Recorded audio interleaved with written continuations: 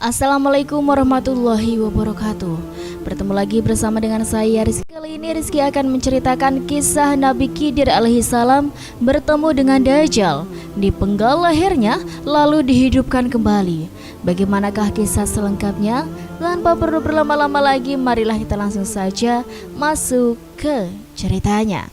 Salah satu tanda datangnya kiamat adalah kemunculan Dajjal. Makhluk pembawa fitnah ini akan muncul di akhir zaman kelak. Namun, ada sebuah riwayat yang cukup menarik untuk dibahas, yakni tentang pertemuan Dajjal dengan Nabi Khidir alaihissalam. Ada begitu banyak riwayat kisah yang menceritakan tentang kehidupan dan keabadian Nabi Khidir alaihissalam. Sebab dikabarkan bahwa Nabi Khidir alaihissalam masih hidup hingga saat ini. Bahkan beliau tetap hidup sampai kemunculan Dajjal kelak. Berikut ini adalah riwayat tentang pertemuan Nabi Khidir dengan Dajjal. Dan dikabarkan pula bahwa Nabi Khidir dipenggal lehernya oleh Dajjal. Dan inilah awal mula kemunculan Dajjal. Dajjal merupakan fitnah terbesar yang akan terjadi di akhir zaman menjelang kiamat nanti. Dengan kemunculan Dajjal berarti sebuah tanda akan berakhirnya dunia ini. Dajjal akan datang dan mengaku sebagai Tuhan pemilik surga dan neraka. Pada awal kedatangannya, Dajjal akan menyeru kepada umat Islam dan mengaku sebagai Muslim, kemudian mengaku sebagai Nabi, dan akhirnya dia mengaku sebagai Tuhan. Imam Ahmad mengatakan, Dajjal memiliki keledai yang bisa terbang. Lebar kedua telinga keledai itu 40 hasta. Keledai itu memiliki kekuatan yang satu langkahnya sama dengan 1 mil jaraknya. Keledai tersebut memakan api dan menghembuskan asap. Keledai itu dapat terbang di atas daratan dan dapat menyeberangi sungai. Dikatakan pula dalam sebuah hadis bahwa Dajjal akan memasuki semua negeri dengan membawa fitnah yang merusakkan, kecuali Mekah dan Madinah. Dari Sayyidina Anas bin Malik, Rasulullah SAW bersabda, tidak ada satu negeri pun kecuali akan dimasuki Dajjal kecuali Mekah dan Madinah. Dia tidak mendapati celah jalan masuk, pasti padanya ada malaikat berbaris yang menjaganya. Kemampuan Dajjal yang luar biasa. Dajjal sanggup menghidupkan orang yang baru ataupun yang sudah lama mati, menyembuhkan orang buta dan orang sakit, dan mendatangkan kesuburan. Selain itu, Dajjal juga mampu membawa sungai, surga, dan neraka, memerintahkan langit untuk menurunkan hujan, dan memerintahkan bumi untuk menumbuhkannya. Dia juga mampu melihat di banyak tempat pada waktu yang bersamaan, dan dia juga mempunyai keahlian untuk menipu manusia. Namun ada satu hal yang perlu kita ketahui, bahwa segala kemampuan yang dimiliki Dajjal sesungguhnya hanyalah sihir atau tipu daya saja. Sebab dalam hadis dikatakan bahwa pada musim kemarau Dajjal akan bertanya, apakah kamu menginginkan api atau air? Jika menjawab air, itu berarti api yang diberikannya. Jika menjawab api, maka ia akan memberikan air. Dajjal juga bekerja sama dengan para setan dan golongan jin korin yang wajahnya sama persis dengan orang-orang yang sudah lama meninggal dunia seperti orang tua, saudara, atau kerabat. Kemudian jin-jin itu akan menampakkan diri kepada orang yang masih hidup. Lalu para setan tersebut akan mengatakan bahwa Dajjal adalah Tuhan. Namun di saat fitnah Dajjal mencapai puncaknya, maka muncullah Nabi Khidir alaihissalam dan membongkar segala fitnah dan tipu dayanya tersebut. Pertemuan Nabi Khidir dengan Dajjal. Pada pertemuan Nabi Khidir dengan Dajjal tersebut, beliau mengungkapkan seluruh fitnah dan kebohongan Dajjal. Dia akan bersaksi dan meyakinkan umat manusia bahwa inilah Dajjal yang sesungguhnya, dan dijelaskanlah segala kebohongannya. Setelah Nabi Khidir alaihissalam bersaksi di hadapan manusia, maka Dajjal memenggal kepalanya dan memamerkan kekuatannya.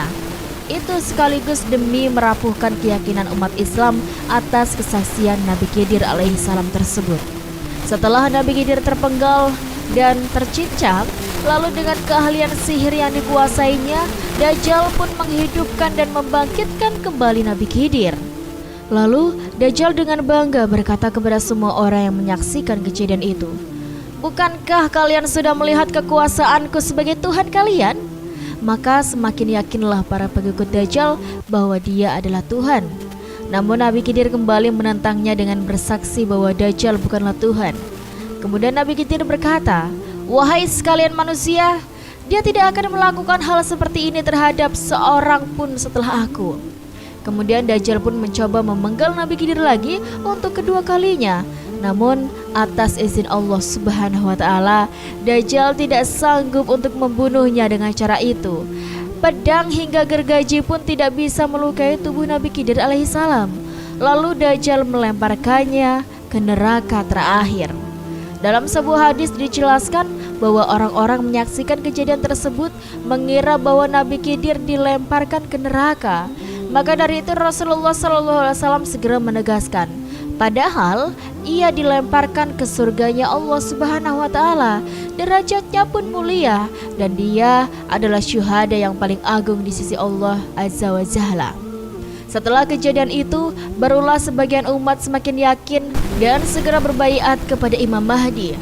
Pria ini adalah seorang yang derajatnya paling dekat denganku, sekaligus syuhada yang paling agung di mata Tuhan semesta alam. Ajal Nabi Khidir alaihissalam ditunda sampai ia mengingkari Dajjal. Kutipan riwayat hadis di atas ialah dari Abu Sa'id Al-Khudri radhiyallahu an. Di dalam hadis itu beliau mengatakan bahwa pria yang dibunuh dan dihidupkan itu adalah Nabi Khidir alaihissalam. Mereka pun menjawab, "Tidak." Maka Dajjal membunuhnya lalu menghidupkannya kembali. Lalu berkata, "Lelaki itu, aku semakin yakin bahwa kaulah Dajjal." Maka Dajjal ingin membunuhnya lagi. Namun Dajjal tak mampu.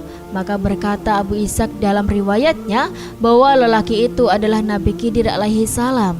Berkata pula Al-Muhaddis Al-Hafidh Imam Manawi rahimahullah, jumhur ulama mengatakan bahwa ia masih hidup sebagaimana dijelaskan dalam hadis keutamaannya, dan mengenai kehidupan Khidir ini adalah kabar yang sahih.